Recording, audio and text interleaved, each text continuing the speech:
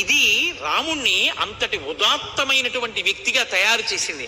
ఒక గురువు ఒక శిష్యుణ్ణి ఎలా తయారు చేయగలడో విశ్వామిత్రుడు చూపిస్తుంటాడు లోకానికి. అప్పుడు ఎంతో సంతోషంగా ఈ వ్యవహారం నడిచిపోయిన తర్వాత ఆయన చెప్తున్నాడు, మా వంశానికంతటికీ కూడా కర్త కుశుడు. ఆ కుశుని యొక్క కుమారుడైనటువంటి కుశనాభుడు ఒకానొకప్పుడు తన 100 కుమార్తెలకి కూడా వివాహం చేసి పంపించేసిన తర్వాత కొడుకు కోసమని పుత్రకామేష్టి చేశాడు. ఆ పుత్రకామేష్టి చేసే సమయంలో మా తాతగారు అంటే కుశనాభుని యొక్క తండ్రి ఆయన వచ్చి ఒక మాట చెప్పాడు, నాయనా నీకు యోగ్యమైనటువంటి కొడుకు, నువ్వు కోరుకుంటున్నటువంటి లక్షణాలున్న కొడుకు ఈ పుత్రకామేష్టి వల్ల కలుగుతాడు అని వరమిచ్చి జగామాకాశమావిశ్య బ్రహ్మలోకం సనాతనం ఆయన బ్రహ్మలోకానికి వెళ్ళిపోయాడు. కస్యచిత్ తదకాలస్య కుశనాభస్య ధీమతః జిజ్ఞే పరమధర్మిష్టో గాధిరిత్యేవ నామతః.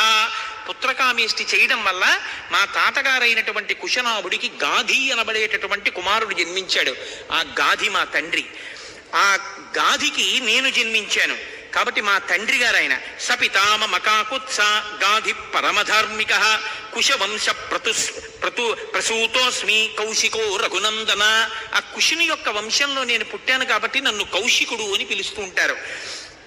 పూర్వజా భగినీ చాపి మమ రాఘవ సువ్రత నామ్నా సత్యవతీ నామా రుచికే ప్రతిపాదిత సశరీరా గతా స్వర్గం భర్తారం అనువర్తిని కౌశికీ పరమోదారా ప్రవృత్తా చ మహానదీ దివ్యా పుణ్యోదకా రమ్యా హిమవంతం ఉపాశ్రిత లోకస్య హితకామార్థం ప్రవృత్తా భగినీ మమ తతోహం హిమవత్పార్శ్వే వసామి నిరతః సుఖం భగిన్యాం స్నేహ సంయుక్తః కౌశిక్యాం రఘునందన సాతు సత్యవతీ పుణ్యా సత్యే ధర్మే ప్రతిష్ఠిత పతివ్రత మహాభాగా కౌశికీ సరితాంబరా.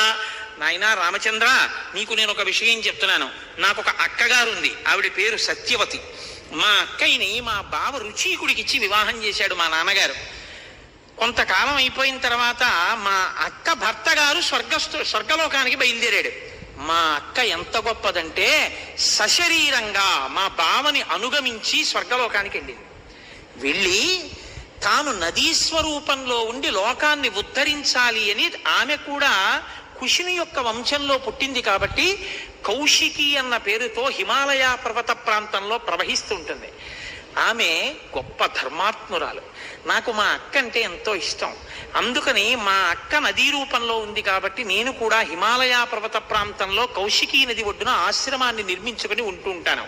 ఇక్కడ సిద్ధాశ్రమంలో సిద్ధి కోసం యజ్ఞం